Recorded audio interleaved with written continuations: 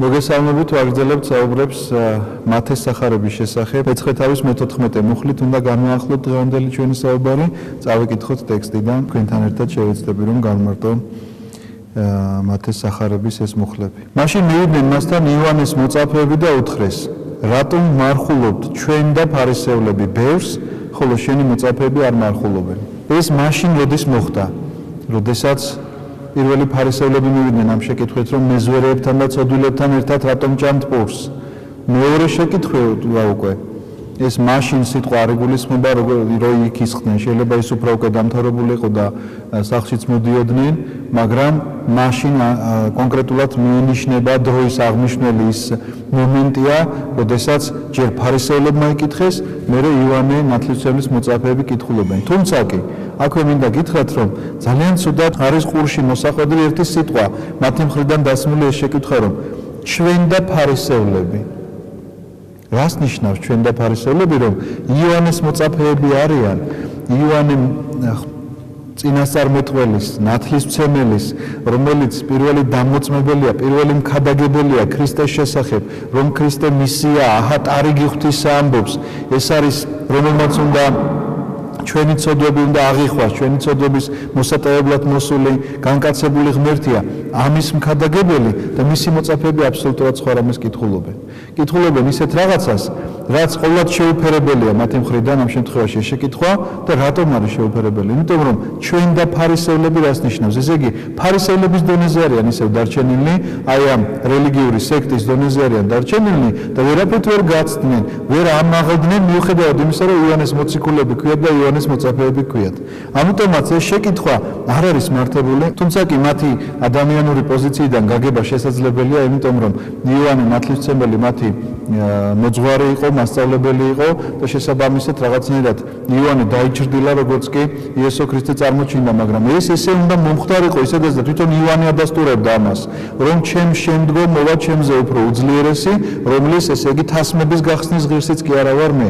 ასე რომ ეს თავისთავად იოანეს ნაკადაგები აქვს უკვე შესაბამისად იოანეს მოწაფეებს რა დარჩენიათ, უნდა მოусმინონ ახლა იმას, ვინც იოანეზე უფრო უპირატესია, მაგრამ არა, ესენი ვერ მაღლდებიან ამ სიმაღლემდე ვერ მიდიან ჯერ, რომ ქრისტესთან მხოლოდ მოსასმენად მიდიოდნენ, ამიტომ მიდიან მასთან და ეკითხებიან, რომ აი ჩვენ და ფარისევლები მარხულობთ და თქვენი მოწაფეები არ მარხულობენ. მეცაც გეტყვით, შეკითხვა უფრო სხვანაირად უნდათ მათ დაესვა. შენ თვითონ რატომ არ მარხულობ? ამისი კითხვის დასმა უნდათ, იმიტომ რომ მოგეხსენებათ იოანე ნათლისმცემელი გახლავთ პიროვნება, რომელიც მთელი ცხოვრება მარხულობდა.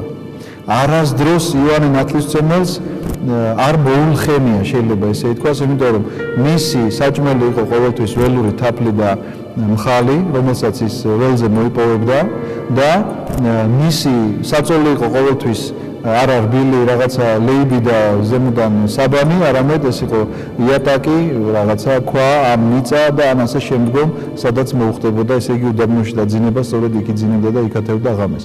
შესაბამისად, როდესაც იციან მისმა მოწაფეებმა, რომ ესეთი მოღვაწეა მათი მოძღვარი, ესეთი მქადაგებელია, ესეთი ასკეტიზმით აქვს მიღწეული იმ დიდ სიწმინდეს, რომელსაც იოანე ნათლისმცემელი ფლობს, ეხლა უჩნდებათ შეკითხვა, თუ ეს ადამიანი იოანე ნათლისმცემელზე უფრო მეტია, რატომ არ მარხულობს ეს ადამიანი? იმიტომ რომ მაცხოვარს ხედავენ, რომ მეზვერეებთან და ფარისევლებთან ერთად აგერ ინახით ზის, საჭმელს ჭამს, ღვინოს მიირთმევს.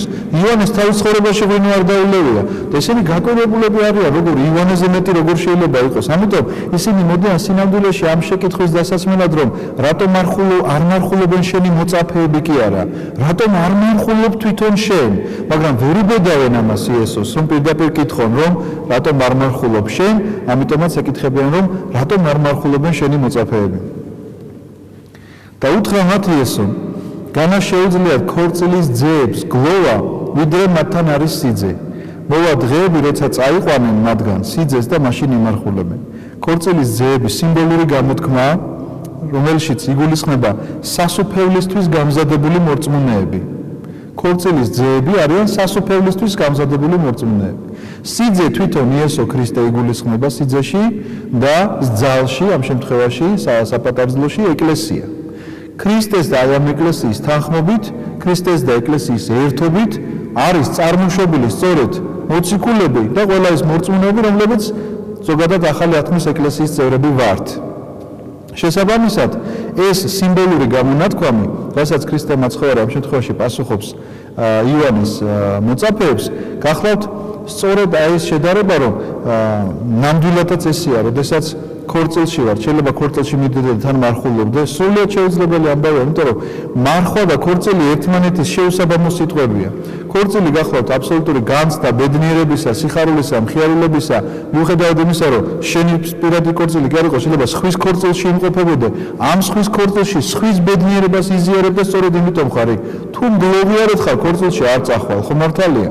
შესაბამისად, ადამიანი მიდის ქორწილში, როდესაც ის აი ამ მხიარულების გასაზიარებლად მზად არის და არანაირად ის თავს არ შეიზღუდავს არც მარხვით, არც იმით, რომ ახლა ამას არ შევჭამ, ამას არ დავლევ, ამას არ გავიცინებ და ასე შემდგომ. და სწორედ ესეთივე სიმბოლური შედარება მოიტანა, რომ შეუძლებელიაო განაშეუძლია ქორწილის ძეებს, ანუ იმ გამზადებულ მორწმუნეებს, რომლებიც ხედავენ აი ამ სიხარულს, ქრისტეს და ეკლესიის ერთობას, როცა ხედავენ და ქრისტეს მოტანილ აი ამ ახალ შობას, ახალ დაბადებას, ზეციური სასუფეველისთვის, ზეციური ეკლესიისთვის გამზადებას, როცა ხედავ, ამ დროს რომ დადგეს და ემარხულო. დადგება დრო, როდესაც ამაღლდება თქვენგან სიძეულნება, ანუ მისი ჯვარცმის შემდგომ ამაღლებას გულისხმობს, რომელსაც აღდგომა, ამაღლება და სულთმოფენობა დაუდგებათ მოციქულებს, სულიწმინდა გარდამევა მათზე, ახალი აღთქმის ეკლესიის დაბადება სწორედ სულთმოფენობის დღესასწაულიდან ხდება, იმიტომ რომ პირველი ქადაგება, რომელიც სულთმოფენობის დღეს წარმოთქვა პეტრე მოციქულმა, მან აი ამ ქადაგებამ შემოკრიბა მის ირგვლივ უამრავი ადამიანი, მორწმუნე ადამიანი, რომლითაც დაიწყო ახალი აღთქმის ეკლესიამ ფუნქციონირება. არავინ ადებს ახალი ნაჭრის საკერებელს ძველ სამოს, რადგან დაირღვევა სამოსის მთლიანობა და უფრო დაიხევა. არც ასხამენ ახალ ღვინოს ძველ თხიერებში, თორემ დასკდება თხიერები და ღვინო დაიღვრება და თხიერები ვარგისი გახდება. არამედ ასხამენ ახალ ღვინოს ახალ თხიერებში და ორივე ინახება. თხიერი გახლავთ იგივე ტიკი. ტიკი რომელშიც ღვინო ინახებოდა ძველად. ეს გახლავთ ისევ სიმბოლური გამონათქვამები ქრისტე მაცხოვრისა, რომ არავინ ადებს ახალ საკერებელ ძველს. არ არის მხოლოდ რჯულზე და კანონზე დაყრდნობილი ჩვენი რელიგია და არ შეიძლება იყოს კანონისა და რჯულის რელიგია არ არის ჩვენი რელიგია. ჩვენი რელიგია სიყვარულის რელიგიაა და მოლოდინის რელიგიაა, მინდა გითხრათ, იმიტომ რომ ელოდებოდა ძველი აღთქმა ქრისტე მაცხოვარს, რომ გამოხსნილიყვნენ ცოდვებისაგან და ველოდებით დღეს ქრისტეს მეორედ მოსვლას, იმისთვის რომ საუკუნო სასუფეველი დავიმკვიდროთ ადამიანებმა, მორწმუნე ადამიანებმა, ვისაც გჯერა და გვწამს, რომ ქრისტე ღმერთი გახლავთ განკაცებული მაცხოვარი, რომელმაც გამოგვესყიდა ცოდვებისაგან.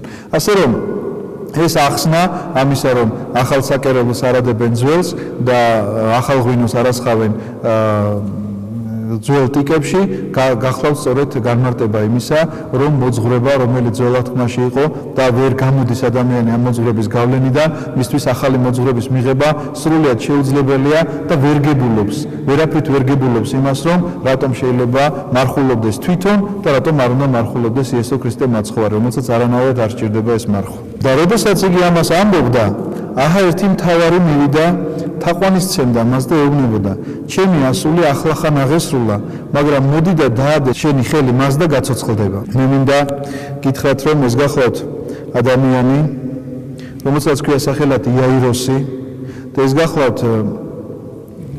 სინაგოგის მთავარი და უნდა აგიხსნათ, რას ნიშნავს ეს სინაგოგის მთავარი. ტაძარი იყო ერთი ებრაელებისთვის, ეს იყო იერუსალიმში. ყველა ებრაელი ვალდებული იყო, რომ წელიწადში ერთხელ მინიმუმ უნდა ჩასულიყო ამ ტაძარში და მოელოცა და მსხვერპლი შეეწირა, ცოდვათა გამოსასყიდი მსხვერპლი იქში მიეტანა, შეეწირა იერუსალიმში, ასევე სამადლობელი მსხვერპლი და სხვა უამრავი მსხვერპლი არსებობდა. ჩვენ უბრალოდ ამ თემაზე ახლა ვერ ვისაუბრეთ, იმიტომ რომ ძალიან შორს აგვიყვანს. მაგრამ გარდა ამისა ჰქონდათ მათ სინაგოგები, ანუ შესაკრებლები. ეს იყო ტაძრის მსგავსი, არა შეიძლება ზუსტად ფორმებს არ იმეორებდა ამ ტაძრისა, მაგრამ იყო რაღაცა გარკვეული შენობა, სადაც ისინი დათქმულ დღეებში იკრიბებოდნენ და აი ამ შენობაში ხდებოდა მათი განსწავლა წმინდა წერილის ცოდნისა, ამაღლება წმინდა წერილის ცოდნისა და ამას ასრულებდნენ ძირითადად ის რაბინები და დღესაც ასე ხდება ეს, იმიტომ რომ ებრაულ თემს დღეს ტაძარი საერთოდ აღარ აქვს, იმიტომ რომ პირველ საუკუნეში, როდესაც დაანგრიეს იერუსალიმი, მაშინ დაინგრა ეს ტაძარი და შესაბამისად ეკლესია არ აქვს სადაც სხეულის შეწირვას აღასრულებდნენ, ესეთი ტაძარი მათ აღარ გააჩნიათ, მაგრამ გააჩნიათ სინაგოგები, სადაც იკრიბებიან, კითხულობენ წმინდა წერილს და განმარტავენ აი ამ წმინდა წერილს მათი ეს წიგნობრები და განსწავლული ადამიანები, ვინც წმინდა წერილს მთელი ცხოვრება სწავლობს. მათ ყავთ საზოგადოებაში ესეთი წევრები, რომლებიც უძღვნიან თავიანთ თავს წმინდა წერილს, მთელი ცხოვრება აი ამ წმინდა წერილს კითხულობენ, სწავლობენ, იზეპირებენ, განმარტებებს სწავლობენ, იმისთვის რომ შემდგომში სინაგოგებში იქადაგონ და მთელი ცხოვრება შეიძლება ისე გაიაროს, რომ არც ერთ სამსახურში ისინი არ წავიდნენ, არც თქვათ მეურნეობით არ იყვნენ დაკავებული, არამედ მხოლოდ ამ საქმეს მიუძღვნან თავიანთი თავი და ებრაული თემის სხვა წარმომადგენლები ცდილობენ, რომ ასეთ ადამიანებს მატერიალურად არაფერი არ მოაკლდეთ და მათ ოჯახებს არაფერი არ მოაკლდეთ, იმიტომ რომ ისინი იღებენ მათგან სულიერ საზრდოს და ყოველივე მატერიალურს, რა თქმა უნდა, ისინი აძლევენ მათ. მთავარი იაიროსი გახლავთ ამ შესაკრებლის მთავარი, როგორც ახლა თანამედროვე ენაზე შეიძლება ითქვას, ტაძრის წინამძღვარი. ჩვენ ესე უწოდებთ თანამედროვე ქართულად, ესე ქვია მას, წინამძღვარი ტაძრისა, რომელსაც აბარია განამარტო სულიერი მსახურება, არამედ ადმინისტრაციული უფროსობაც კი. ანუ ადმინისტრაციის უფროსიც არის ტაძრის წინამძღვარს, იქ რამოდენიმე სასულიერო პირი ემორჩილება, თქვათ იქ მომსახურე პერსონალი ტაძრის ამას ემორჩილება და მისი ლოცვა კურთხევით წყდება ყველაფერი, თქვათ იქ დადგინებული საათები მსახურებისა, თქვათ და დღეებისა, რომელ დღეს რა მსახურება იქნება, სწორედ ამას ადგენს დღეს ტაძრის წინამძღვარი და ასევე ტაძრის მოვლაპატრონებაზე, უზრუნველყოფაზე პასუხს აგებს. სწორედ მაშინ ესეთი გახლავთ იაიროსის მდგომარეობა, ის გახლავთ სინაგოგის მთავარი და რატომ გითხარით ასე ვრცლად მის შესახებ? ერთადერთი მიზეზის გამო, რომ ეს ძალიან მაღალი თანამდებობაა ებრაულ საზოგადოებაში. მაღალი თანამდებობა, იმიტომ რომ ისინი ძალიან დიდ პატივს მიაგებდნენ სასულიერო დასის წარმომადგენლებს და განსაკუთრებით ისეთ ადამიანს, ვინც აი ამ სინაგოგის მთავარია და მას აბარია ფაქტიურად ესეთი სულიერი საკითხები, გარდა წმინდა წერილის განმარტებისა, სჯულის ცოდნისა, სჯულის სწავლებისა, აბარია, ესე იგი, ასეთი დიდი დაწესებულება, როგორც სინაგოგა ებრაელთათვის, იმიტომ რომ ისინი სინაგოგებს ძალიან დიდ ყურადღებას აქცევდნენ. და გასაჭირო აქვს ახლა, განსაცდელი აქვს აი ამ იაიროს. განსაცდელი არის მის ის, რომ ერთადერთი ქალიშვილი ყავს, რომელიც უკვდება. ეს ამბავი მოთხრობილია მარკოს მახარებელთანაც და ლუკა მახარებელთანაც. ცოტა უფრო ვრცლად ჩვენ ადრეც ვნახეთ, რომ რაღაცები მათესთან უფრო შემოკლებით არის მოთხრობილი და მარკოზი და ლუკა უფრო ვრცლად მოგვითხრობენ აი ამ ამბავს. თუმცა კი დღეს მხოლოდ მათეს სახარებაში მოთხრობილი ამბავი წავიკითხოთ და საერთო შინაარს გამოვიტანთ თუ რა ხდებოდა, რომ მაცხოვარი ქრისტე ღმერთი აი ამ იოანე ნათლისმცემლის მოწაფეებთან საუბრის შემდგომ მოდის ეს გაჭირვებული ადამიანი იაიროს და ეხვეწება, რომ ჩემი ქალიშვილი უკანასკნელ დღეშია ფაქტიურად მკვდარია თუ და იქნებ მოხვიდე ხელი დაადო მას და გაცოცხლდება. თუმცა კი მინდა გითხრათ, რომ იაიროს არ აქვს ესეთი სარწმუნოება, რომ აუცილებლად ჯეროდეს ქრისტე მაცხოვრის შესაძლებლობისა, რომ ის აღადგენს მის ქალიშვილს ან გამოაჯანმრთელებს ან მკვდრეთით აღადგენს მით უმეტეს. უბრალოდ ის ხავს ეჭიდება. მან აბსოლუტურად ყველა რესურსი ამოწურვა. თუ კი რაიმე იცოდა, მკურნალი, ექიმი, ასე შემდგომ, ყველასთან უკვე ნამყოფია, უბრალოდ ეხლა ესმა ყურში, რომ აი არსებობს ესეთი პიროვნება, რომელიც ასეთ სასწაულებს ჩადის და იქნებ მას მიმართო და გამოიქცა ეხლა მასთან და მოდის და ეუბნება, რომ უნდა წამოხვიდეთ ჩემთან. როგორი განსხვავებულია ჩვენ ვისაუბრეთ, თუ გახსოვთ, კაპერნაუმში ასის თავის მორნის განკურნების შესახებ, რომელიც არ იყო საერთოდ ებრაელი, მორწმუნე ებრაელი არ იყო. გულისხმობ ამაში მორწმუნე ებრაელში, რომ ებრაელი ადამიანი აუცილებლად განსწავლული იყო სჯულში და აღასრულებდა იმ საღვთისმსახურო წესებს, რომელიც დადგენილი იყო მისთვის. ეს იყო რომაელი ადამიანი, ასის თავი იყო, რომის ჯარს ხელმძღვანელობდა, მაგრამ ნახეთ როგორი იყო მისი სარწმუნოება. როგორც კი ქრისტეს შესახებ სწავლება მან გაიგო, ქრისტეს ესეთ რამეს ეუბნება, რომ მე არ ვარ იმის ღირსით ჩემ სახლში შემოხვიდე, შენ მხოლოდ თქვი და ისე იქნება როგორც იტყვი. თუ იტყვი რომ განიკურნოს, განიკურნება. იაიროს არ აქვს ეს სარწმუნოება, ამიტომაც გითხარით. იაიროსი მოდის მასთან აბსოლუტურად განადგურებულია ეს ადამიანი და რაღაცა უკანასკნელ იმედს ეჭიდება, რომ იქნებ და ამიტომ მეუბნება, რომ ჩემთან უნდა წამოხვიდე სასწრაფოდ და უნდა, ასე იგი, დაადო ჩემი ხელი შენი ჩემს ქალიშვილს, რომ იქნებ გადარჩეს და გაცოცხლდეს. დაადგა იესო და გაჰყვა მას. და მასთან ერთად მისი მოწაფეებიც. რატომ წერია, რომ მაშინვე მაცხოვარს ყოველგვარი დავისა და კამათისა და შეკითხების გარეშე რომ გწამს, გჯერა, არ გჯერა, ყველაფრის გარეშე მიყვება. მიყვება ამას რამდენიმე მიზეზი აქვს, მაგრამ ერთი უმთავრესი მიზეზი მაინც ის გახლავთ, რომ ეს ადამიანი არის სინაგოგის მთავარი. და თუ კი ის მოექცევა და იხილავს აი ამ სასწაულს და მოექცევა, მას შესაძლებლობა მიეცემა, რომ ამ სინაგოგაში იქადაგოს. თვითონ მაცხოვარს ადგილს დაუთმობს სინაგოგაში ქადაგებისთვის და რაც თავარია, თვითონ იაიროს იქნება მოწმე იმისა, რომ მაცხოვარია იესო ქრისტე, რომელმაც მისი ქალიშვილი აღადგინა და გააცოცხლა. აქედან გამომდინარე, უსიტყვოდ მიყვება ის იაიროს, ყოველგვარი შეკითხვის გარეშე და მასთან ერთად მისი მოწაფეებიც. და აჰა დედაკაცი, რომელსაც ჰქონდა სისხლდენა 12 წელი, მივიდა ზურგიდან და შეეხო მისი სამოსის კიდეს. მორწმუნე ებრაელებს ჰქონდათ ძალიან მკაცრი წესები, მათ შორის ჩაცმულობის შესახებ. ეს ჩაცმულობა უნდა ყოფილიყო, ჩვენ ვიცით, მაცხოვრის კვართის შესახებ, რომელი კვართიც სვეტიცხოველში არის დაბრძანებული პირველი საუკუნიდან მისი ჯვარცმის შემდგომ ის ჩამოიტანეს მცხეთელმა ებრაელებმა. ეს კვართის ზემოდან უკერველი იყო, ანუ ზემოდან მთლიანი ნაკსოვი იყო. კვართი როგორც გრძელი პერანგი წარმოიდგინეთ, ესე ჩამოცმული ზემოდან, ეს კვართი მაცხოვრისა, მაგრამ ამ კვართს ზემოდან რაღაც მოსასხამივით ჰქონდა ყოველთვის მოსხმული. და ეს მოსასხამი, რომ წარმოიდგინოთ, ესეთი ბეჭებზე შემოფარებული. თანამედროვე საზოგადოებაშიც ებრაელს თუ შეხვდებით, ხშირად მათ ესეთი რაღაცა აქვთ, რომ ბეჭებზე აქვთ შემოფარებული თითქოს რაღაცა მოსასხამივით, რომელი მოსასხამიც მთავრდება ბოლოში რაღაც ესე ფოჩვებით. ეს ფოჩვები ძველი აღთქმის კანონებში იყო დაწესებული, რომ ებრაელებს ასე უნდა სცმოდათ. ეს ფოჩვები განასახიერებდა მცნებებს და ადამიანი, რომელიც ამ შესამოსლით დადიოდა, ფაქტიურად მქადაგებელი იყო სხვა ებრაელისთვის, ისევე როგორც დღევანდელ საზოგადოებაში სამღვდელოებას მოგეხსენებათ აცივად განსხვავებული ფორმა. აი მაგალითად მე მხედავთ ახლა, რომ სასულიერო პირი ვარ და ჩვეულებრივი ერის ადამიანივით არ დავდივარ ქუჩაში. მაცვია ანაფორა და მიკეთია ჯვარი. რაც იმას ნიშნავს, რომ ჩემი სიარული, ჩემი საზოგადოებაში ყოფნა, რომც არ ვლაპარაკობდე, უსიტყვო ქადაგებას ნიშნავს. იმიტომ რომ ჩემს დანახვაზე ადამიანებს უნდა გაახსენდეთ ეკლესია, ქრისტე, მართლმადიდებლობა და ასე შემდგომ. ხო მართალია? სწორედ ასეთ მიზანს ემსახურებოდა ებრაელებისთვის ეს შესამოსელი, რომელიც აი ამ ფოჩვებით მთავრდებოდა უკვე მოგახსენეთ, ეს ფოჩვები განასახიერებდა მცნებებს და ებრაელი რომ მიდიოდა და მის წინ მიმავალ ამ გვერდზე ჩავლილ ებრაელს ხედავდა, რომ ესეთი შესამოსელი ეცვა, მის გონებაში უნდა აღძრულიყო ფიქრი მცნებათა დაცვის შესახებ და ღმერთზე ფიქრი უნდა დაეწყო ამ ადამიანს. ისევე როგორც მოგახსენეთ თანამედროვე საზოგადოებაში სამღვდელოება სწორედ ამიტომაც აცვია შესამოსელი, სწორედ ამითი განსხვავდება ერის ადამიანისგან, გარდა იმ მადლისა, რომელი მადლიც მას ხელდასხმის დროს მიეცემა, რომ ეს შესამოსელი მისთვის უსიტყვო ქადაგების საშუალება. რადგან ამბობდა თავის გულში, მხოლოდ მის სამოსსაც რომ შევეხო გამიკურნები.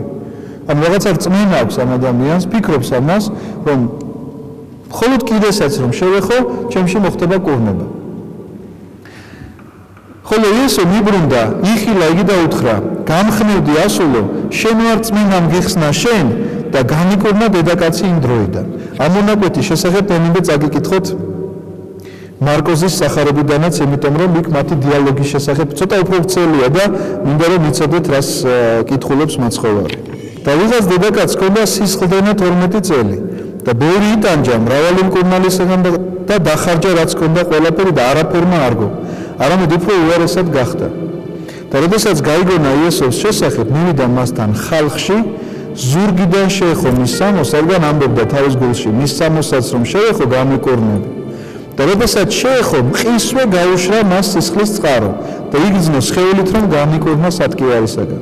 ხოლო თვით იესომ მყისვე გულისხმა ხო თავისგან გასული ძალა მიბრუნდა ხალხში და თქვა ვინ შეეხო ჩემს სამოსს და ეუბნებოდნენ მას მისი მოწაფეები ხედავ ხალხს რომელიც გავიწროებ შენ და ამბობ ვინ შემეხო მე და მიმოიხედა გარშემო რომ დაენახა ვინ გააკეთა ეს ხოლო დედაკაცი შეშინდა და აკანკალდა იცოდა რაც მოხდა მივიდა და დავარდა მის წინაშე და უთხრა მთელი სიმართლე ხოლო მან უთხრა მას ასულო შენ მარწმენამ გიხსნა შენ წადი მშვიდობით განკურნებული ხან შენი სატკივარისაგან ეს უფრო ვრცელი ვარიანტი რასაც მარკოზ მახარებელი ჩვენ მოგვითხრობს იმიტომ მინდოდა თქვენთვის წამეკითხა რომ აქ ეს დიალოგი გამოტოვებულია რაც მაცხოვარსა და აი ამ ქალბატონს შორის შედგა და ეს ძალიან საინტერესო საკითხია იმიტომ რომ მაცხოვარი ამბობს რომ ვიღაცა შემეხომე და მოციქულები გაკურებულებდნენ შეგეხო კი არა იმდენი ხალხი შეგავიწროებს ანუ უამრავი ადამიანი ეხებოდა მას უამრავი ადამიანი მაგრამ მაცხოვარი ამბობს არა მე ვცან ჩემგან ანუ მე მივხვდი რომ ჩემგან რაღაც ძალა გავიდა განა არ იცის ვინ შეეხო განა ის არ იცის რა მოხდა განა ის არ იცის რომ განიკორნა მაგრამ უნდა რომ ამ ქალმა თვითონ აღიაროს ეს ყველაფერი იმიტომ რომ არ შეიძლება შენ ქრისტესგან კურნებას ღებულობდე და ეს მხოლოდ შენში იმარხებოდეს და ამას არ ქადაგებდეს საჯაროდ ამას არ ღაღადებდეს საჯაროდ იმიტომ რომ ეს რეთ ბრწყინავდი ნათელი თქვენი წინაშე კაცთა ჩვენ ამის შესახებ ძალიან მცლად ვისაუბრეთ რათა ადიდებდნენ მამასა თქვენსა ზეცათასა ეს იმას ნიშნავს რომ ყველა ნებისმიერი შენი კურნება იქნება შენგან აღსრულებული შენს მომხდარი თუ შენს თვალწინ მომხდარი აღსრულებული სასწაული იქნება არასაშენოდ არამედ იმისთვის უნდა გამოიყენო რომ განდიდდეს მამა შენი ზეციერი განდიდდეს იმიტომ კი არა რომ მას ჭირდება შენგან დიდება იმიტომ რომ შენგან განდიდებული ღმერთი სწორედ ამას ემსახურება რომ ადამიანებმა რომლებმაც არ იციან მის შესახებ მათ გაიგონ მათთანაც მივიდეს ის სინათლე რაც ჯერ კიდევ მათთან არ მისულა და მხოლოდ შენიცი ჯერჯერობით ამის შესახებ ასე რომ ამ ქალის კურნება დარჩებოდა საიდუმლოდ თუკი მაცხოვარი არაფერს არ იტყოდა შეეხო განიკორნა ეს ქალი სახლში წავიდა და ამით დამთავრდებოდა ყველაფერი და ეს ქალი ამას ვერსად ვერ მოყვებოდა ეხლა გეტყვით რატომ იმიტომ რომ ამ ქალმა ჯული დაარღვია დედაკაცი რომელიც ამ მდგომარეობაში იმყოფებოდა მას არ ჰქონდა უფლება არავისზე შეხებისა საერთოდ არავისზე შეხებისა იმიტომ რომ დედაკაცი რომელიც ამ მდგომარეობაში იმყოფებოდა ის საერთოდ სახლიდან არ უნდა გამოსულიყო ამ დღეების განმავლობაში და მოგეხსენებათ ეს რაღაც ბიოლოგიური პროცესი შენამარ დამთავრდებოდა, მაგრამ ამ ქალს ჰქონდა დაავადება. მთელი 12 წლის განმავლობაში იტანჯებოდა ამ დაავადებით და მთელი 12 წლის განმავლობაში არაერთ მკურნალთან იყო ნამყოფი, ყველაფერი რაც ჰქონდა, ქონება ყველაფერი ამ მკურნალებში ჰქონდა გადახდილი და უარესობის მეტი არაფერი არ ჰქონდა. მისი ჯანმრთელობის მდგომარეობა უარესდებოდა. ამიტომ ჯულით რომ მოსულიყო და ეთქვა რომ იცით რა მე ავად ვარ და ეხლა კურნება მინდა ამისი უფლებაც არ ქონდა ამიტომ მიდის მასთან ჩუმად მიდის ჩუმად რომ შეეხოს და იმედი აქვს რომ განიკურნება და როგორც კი განიკურნა ეხლა ჩუმად ვეცდილობს რომ გაიპაროს აქედან იმიტომ რომ თუ კი იტყვის ამას რომ მე ეხლა ესეთი დაავადება მქონდა და შენ შეგეხე ავტომატურად ის ადამიანის გაუწმინდურებულად ითვლება ვისაც შეეხო ერთი დღის განმავლობაში. ანუ მაგალითად ქალი ამ მდგომარეობაში შეეხო მამაკაცს. იმ კაცს საღამომდე გაუწმინდებულად ითვლებოდა, უბრალოდ შეხებაზეა ლაპარაკი, მაგალითად ხელი ჩამოართვა. აქ ალაპარაკობ თქვა უფრო ახლო და რაღაც ინტიმურ ურთიერთობას. გულისხმობ უბრალოდ ხელი რომ ჩამოერთმია მისთვის.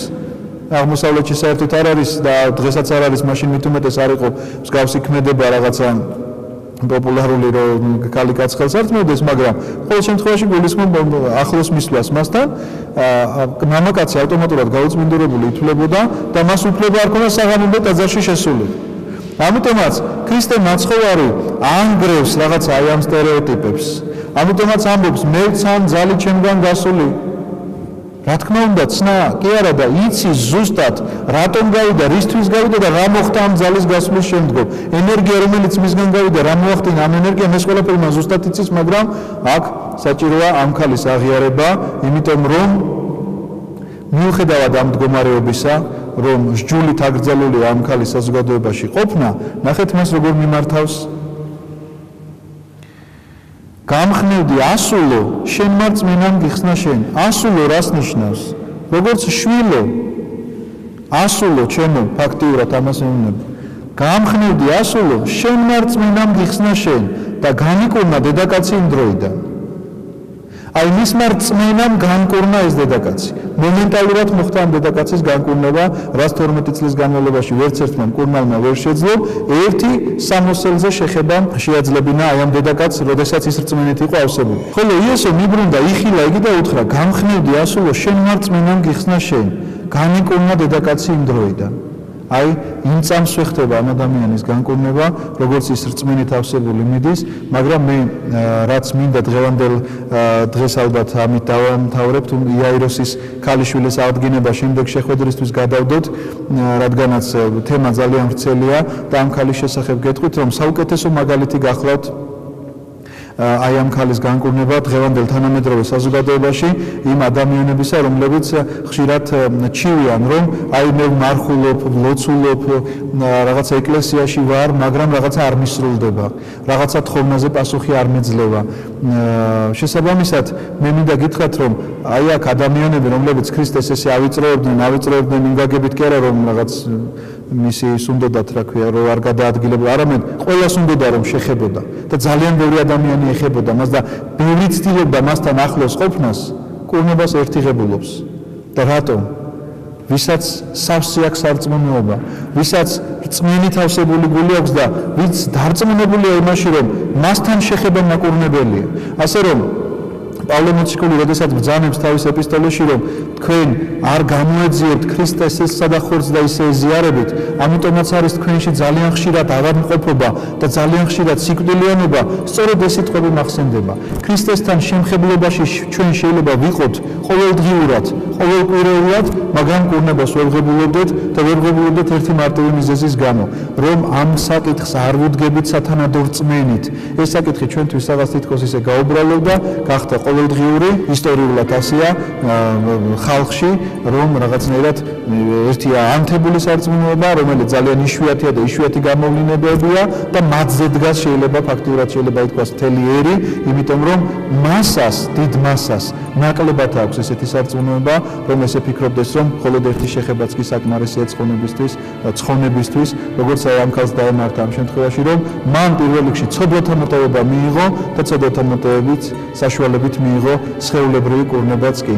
დღევანდელი შეხვედრა ჩვენ ამით დავამთავრებთ და შემდეგი საუბარი გავაგრძელოთ იაიროსის ოჯახში მომხდარ სასწაულის შესახებ. კარგად ბრძანდებოდით.